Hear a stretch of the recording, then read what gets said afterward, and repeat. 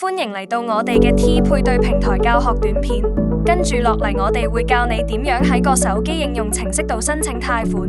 要去邊間財務公司借錢，由你自己選擇。第一步先要提交申請，輸入你想要嘅借貸金額同你想還款期數，確認貸款金額同還款期之後，輸入你嘅個人資料，然後上載3項個人證明文件，包括身份證、住址證明同收入證明。注意文件同相片都必須完整清晰。請放心，未成功配對前，財務公司係絕對睇唔到你嘅任何個人資料。仔細閱讀貸款申請協議，然後提交，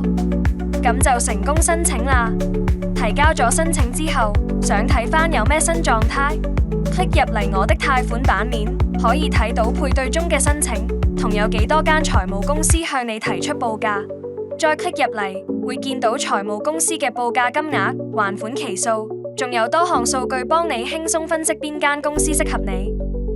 包括有財務公司過往批核貸款嘅成功率、批核速度、參與配對平台嘅總日數、成功配對嘅次數等等。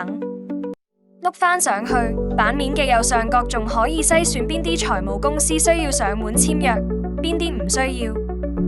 如果唔方便親身上財務公司，只要點選不需上門，我哋就會幫你收起要求上門嘅公司，揀好心水財務公司之後，確認你嘅選擇，仔細閱讀以及同意條款協議，然後簽名，咁就成功完成配對啦。